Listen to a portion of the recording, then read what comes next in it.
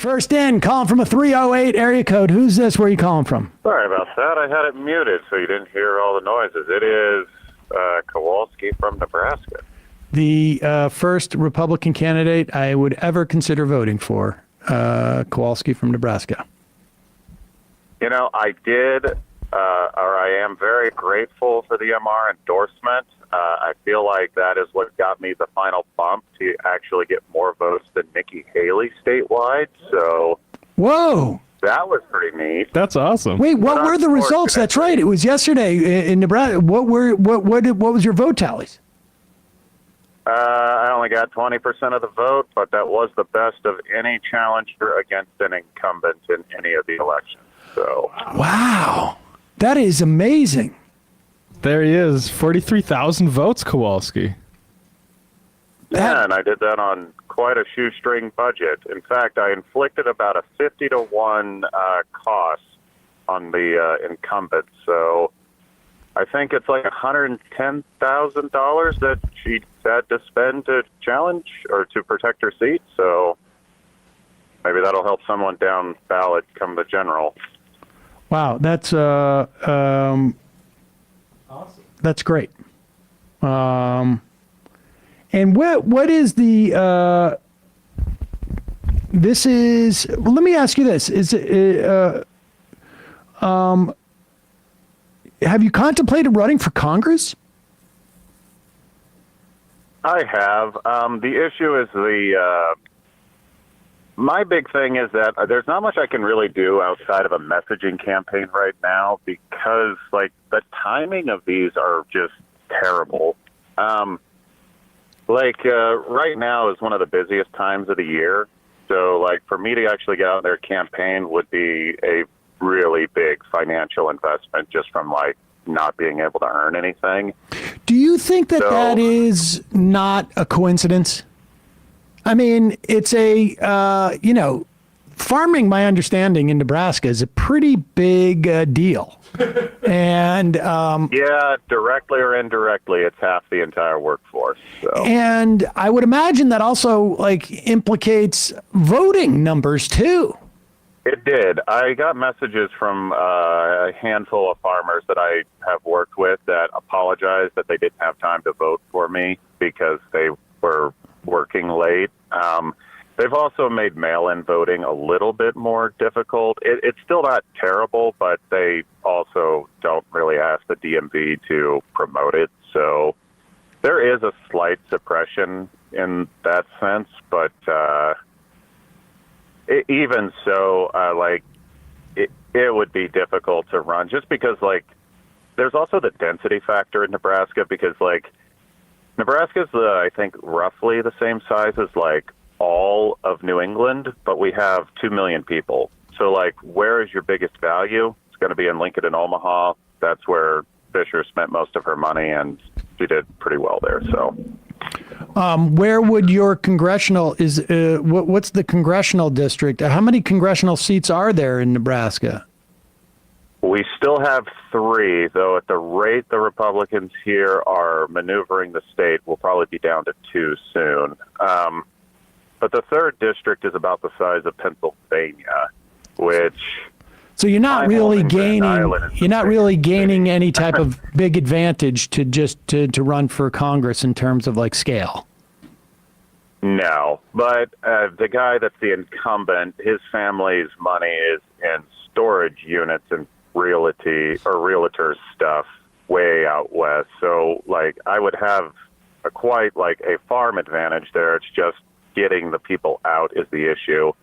I mentioned this on Left Reckoning last night that I think I'm going to be spending a lot of my efforts trying to do a nonpartisan league type organization in Nebraska to try to get farmers to understand that we need to activate our political power because a lot of people really questioned my stance when it came to immigration. But to be honest with you, that's what most farmers agreed with me on because they're every single one of them say that, on the news, yeah, we need to be harder on the borders. But every time they talk about immigrants, they're the hardest working people I know. Well, I can't run my operation without them. This whole ranch would shut down without our immigrants. it's like ours are good, but the whole thing's a problem. So, I mean, I think there's just like a lack of political consciousness when it comes to a lot of that. So maybe an advocacy group would be a little bit better use of my time. That's interesting, Kowalski, and I appreciate you taking that stance in the campaign. On Lincoln and Omaha, I'm interested, like, we could help you beat people in those cities. Those are college towns, right? I mean, they're a different type of college towns than I'm used to in North Dakota. They're much bigger. But can't we get you competitive next cycle in those? Even if you did, it's really hard to, a lot of the foot soldiers you have there come from the college party affiliations, like the Young Republicans. They were all behind Fisher on this. They're not allowed to help a challenger. Interesting. So it just a lot of that groundwork there would be a big chore. Plus, in Lincoln and Omaha, the Young Democrats actually do have a pretty good group there. Their issue is that the National Party has abandoned them, and I do not understand why. Omaha is at play every time, and it's just some incompetent person at the DNC just does not understand that they are just, for a little bit of money, you can get an entire congressional district. It makes no sense. Yeah, well, Don Bacon's seat's always been somewhat close. They've just never been able to get over the hump against him.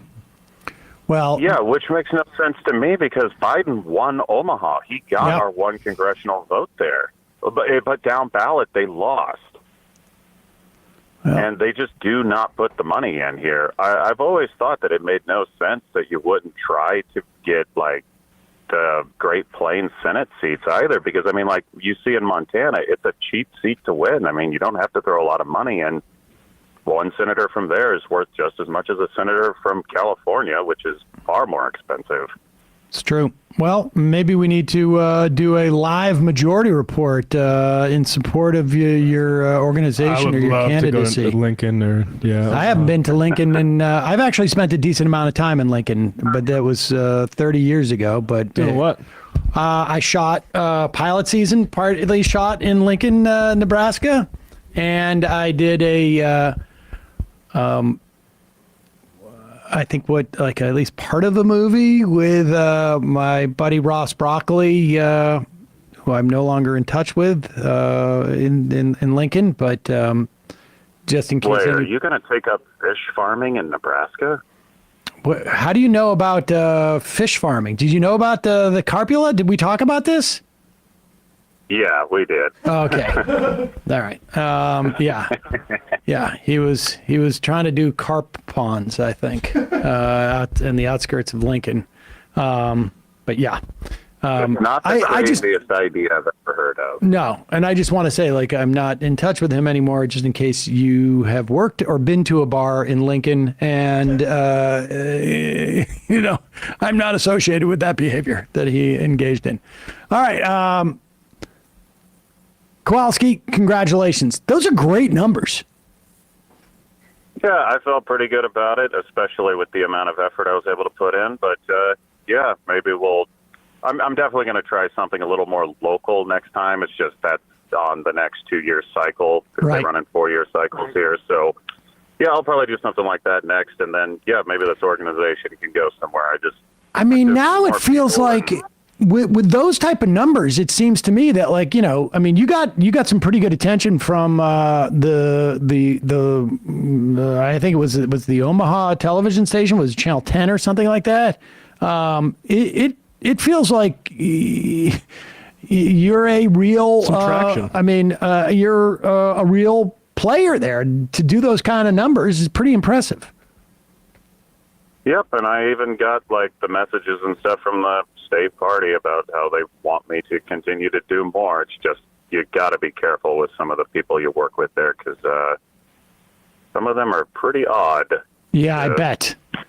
Yeah. Well, Kowalski, again, congratulations. Very, very proud of you, and well done. Goodbye. Right. Yeah, you can't. It's uncomfortable for us Midwesterners to accept a congratulations or praise in any way. Hey, folks, don't forget to hit the subscribe button and check out our daily show. We do it every day at 12 p.m. Eastern for about 2.5 hours. We even take phone calls. You should check that out.